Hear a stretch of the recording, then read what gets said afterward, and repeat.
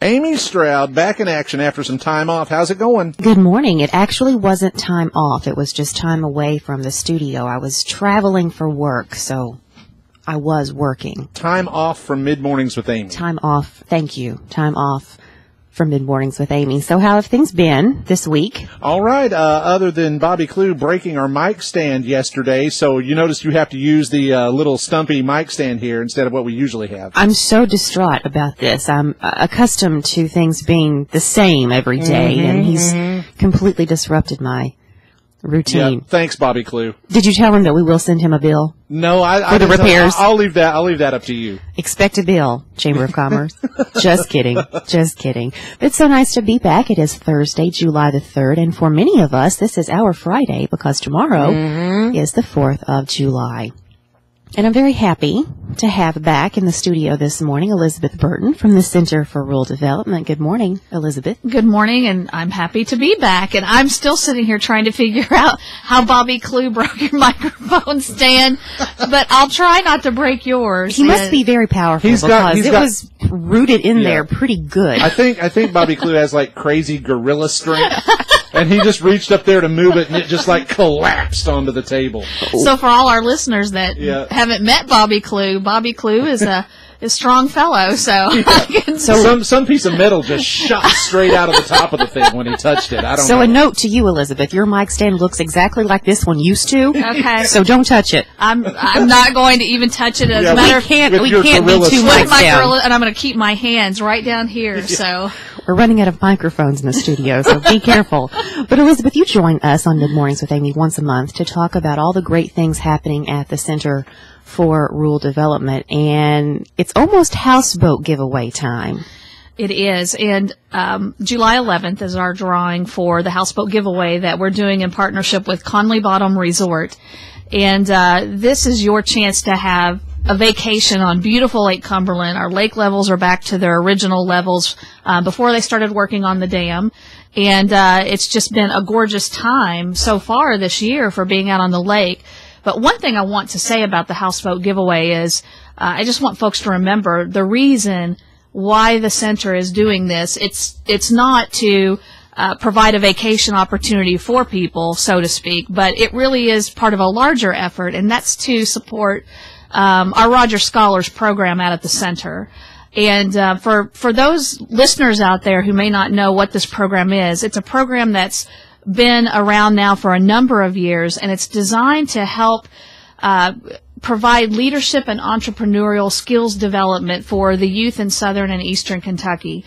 And this is a program that I think if you would talk to any youth out there that have been through this program, it can be absolutely life-changing.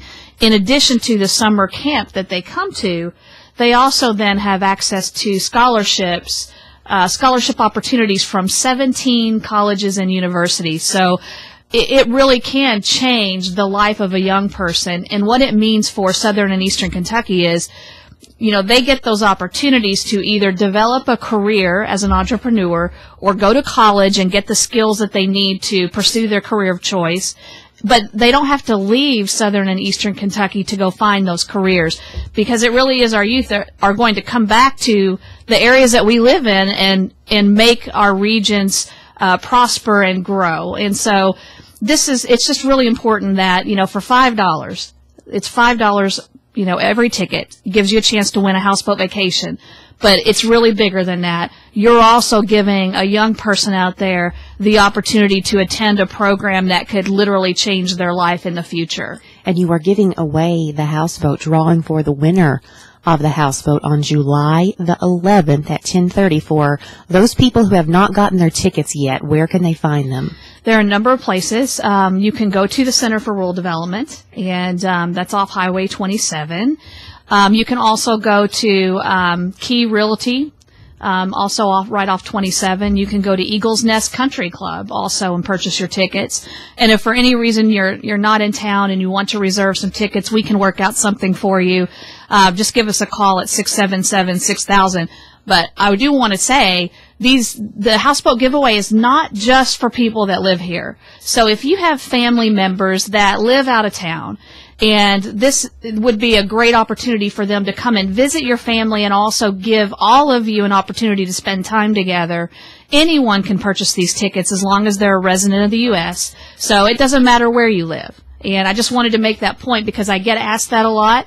And anyone can purchase the tickets as long as they're a resident of the U.S. And when you all do the drawing on the 11th of July, people do not actually have to be present to win. That's right. You don't have to be present to win. So always, people have busy schedules this time of year with work, and that's in the middle of the day. So you don't have to be present to win, and we'll call you if your number is drawn. So go get your ticket for the houseboat and help the Roger Scholar program at the center. Only $5 a ticket. Let's talk about something coming up on July the 12th, the day after you give away your houseboat, and that is Kids Fest. What is Kids Fest? So Kids Fest is just an awesome event we're so excited about. And it's one of 3 events. So we're going to be doing these events over a 3-month period, and the first one is coming up on July 12th. And this is a community-wide event. It's free of charge. There is no cost to come to this event. And we're doing in partnership with Walmart, Eastern Kentucky Pride, and the city of Burnside. And this is just a time for you and your family to come and celebrate. In the middle of summer, there's going to be games and activities for the whole family. But this particular one is going to be about green activities. So, the theme of the event is Green Means Go. And, we're trying to promote ways that you can preserve the environment, but also have fun doing it. And that's what this first event is all about. As a part of this event, a portion of the proceeds that are raised through the event, through the games or activities that we're going to have, for example, we'll have a dunking booth, and you can buy chances to dunk people in the dunking booth. And I'm not going to say yet who the people are. I know that we're trying to finalize that, but hopefully we'll have some people there that you actually want to dunk, and you'll pay to see that happen. But those proceeds will go to Special Olympics of Kentucky. And that's an important cause for the Center for Rural Development, and part of our mission is making sure that we give back to the community. So come out, learn about the environment, do some fun things. We're going to have demonstrations. I think the Raptor Club's going to be there. The United States Fish and Wildlife Resources is going to be there with some neat events for the kids. Also, as part of this event, we have E-Scrap Day. So everybody's E-Scrap Day. So everybody's familiar with, the recycling of plastics and paper. But what this is, if you've got old electronics that you don't know what to do with, but you don't want them anymore, you can bring them to this event. And we're working with Pride to collect those items, and they will be recycled. So get out all of your old electronics that you haven't known what to do with and bring them on out. In addition to that, we're also collecting new or gently used books for the public library here in town. So again, if you've got books that you've read over and over, you're ready to pass them along to someone else, they're in good condition or they're new, bring them on out, and we'll collect them on that day as well. And we all have those. So Kids Fest coming up on July the 12th from 10 to 2 at the Center for Rural Development. We're talking with Elizabeth Burton this morning from the Center for Rural Development, and much more to talk about on Mid-Mornings with Amy, presented by the Mole Hole of Somerset. Welcome back to Mid-Mornings with Amy. It is Thursday, July the 3rd, and wherever you are this morning, I hope you're having a great morning. As we talked about, I've been traveling this week, and I come back to a studio where we're one mic short. I'm a little out of my routine this morning. But how are you, Elizabeth? It's hard to function knowing that this mic is not to my left. It sort of messed up the whole feng shui of the room, so I'm gonna have to call Bobby Clue later and thank him for sort of messing up my mojo. Yeah, it's tragic. We work so hard for this equipment. It's sad that we have to lay this microphone to rest now.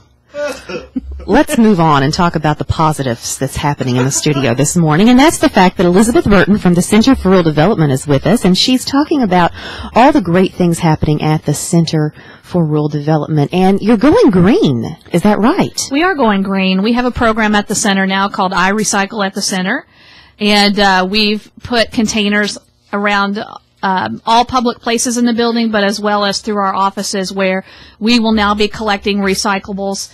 And I just think that's a a great thing for us to do and to take a leadership role in making sure that we're helping to preserve our environment and recycle. So now when you come to the center and you're attending an event, or if you're an organization out there that rents our facilities, you'll notice these containers, and we'll be promoting recycling and asking people to use those so that we can make sure that we're doing our part in helping preserve our environment. And that's in part something that the center does, is be a leader in this region. And so you're taking a leadership role in going green. Absolutely. Absolutely.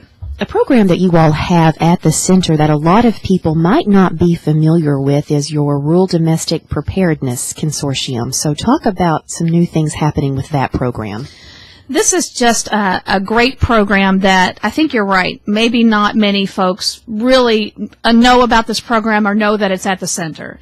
The Rural Domestic Preparedness Consortium is a national program that's funded by the U.S. Department of Homeland Security, and it's a neat program that offers free training for first responders anywhere in the country. And it's an important program because rural responders face somewhat different challenges than perhaps their counterparts in urban areas. Things like, small agencies that have less budget and they're operating or covering a larger geographic area, or maybe they don't have access to adequate training to meet the certification requirements that they're supposed to have. So these are training programs that the RDPC has developed to make sure that we're meeting the needs of rural first responders. But we have an interesting program right now that's, I think, innovative, and it's something that I really wanted to talk about this morning because I think it just shows by example what we're trying to accomplish at the center. We have a focus there on public safety. It's one of our mission areas, and so this program really aligns very much so with that mission area.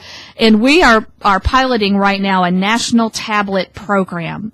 And this tablet program is going to test the utilization of tablets like your iPads or any other tablet like your Samsung tablets that use various operating platforms like Windows, Android, and iOS.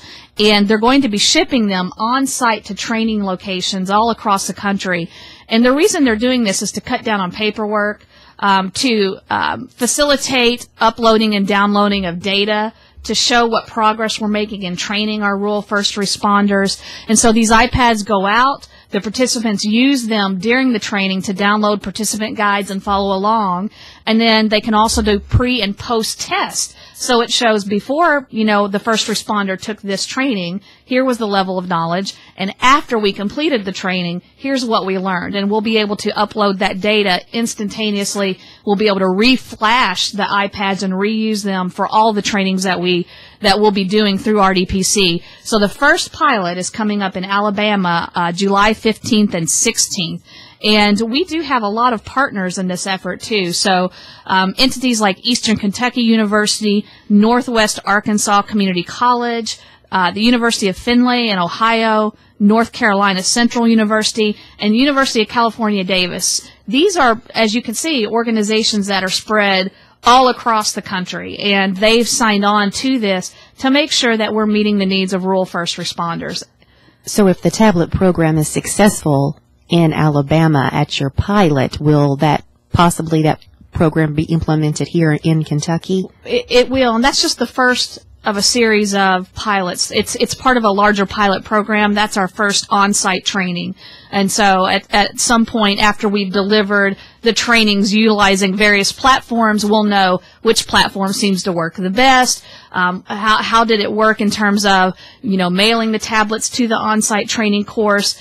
The one thing I didn't mention is the participants also get a digital file of all the material. So even after the tablets are sent back in here, they still have a digital file of all the material to refer back to. So yes, what we're hoping is that this is effective. We'll be able to roll it out on a national scale, and it will be something available to all of our rural first responders here in Kentucky. I can only imagine, as you mentioned, the amount of paper that will cut down on being used. Oh, it's enormous, and I think it also really plays in well to a lot of the online instruction that RDPC already offers. If you go to ruraltraining.org, you can look at literally a wide and expansive array of training opportunities that have been designed for rural first responders with their needs in mind.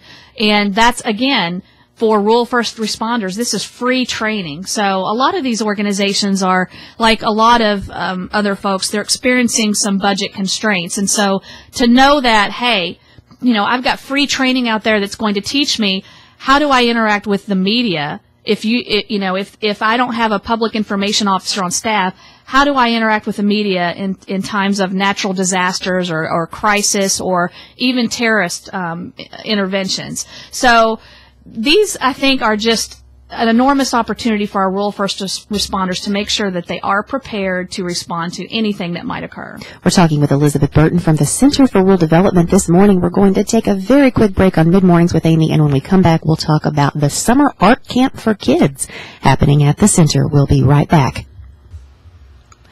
Thank you so much for joining me this morning on Mid-Mornings with Amy. We're talking with Elizabeth Burton from the Center for Rural Development. And Elizabeth, tomorrow is the 4th of July, but fireworks are happening tonight at the Twin Drive-In, the 27 Twin Drive-In, beginning at 11 o'clock. And tomorrow there will be live music at 6 p.m. in Burnside at Cole Park. And on Saturday, we will be broadcasting live at the Summer Splash Water Park from 10 in the morning until around 4 for the big party there on Saturday. But very quickly, in the few moments we have left, talk about the Summer Art Camp at the Center. We have the Virginia Morel Summer Art Camp for Kids coming up, and it's a camp that is for kids ages 6 to 11. It's going to be on July 14th, and it runs through the 17th from 9 to 3. And one of the mission areas of the center is arts and culture, and so we try to bring that to the region anytime that we can. These workshops will focus on painting with watercolors. There will be music enrichment programs. There's going to be mixed media art, puppet art, theater, pretty much anything and everything. The kids will have a blast. So just call up the center at 677-6000, and you can register that way, or go online also at centertech.com. And there's always new things happening at the center, so if you want to know what is going on at your Center for Rural Development, you can always visit them at centertech.com. Elizabeth, thank you so much. Happy 4th of July to you and your family, and we'll see you next month. Thank you. Have a great day, everybody.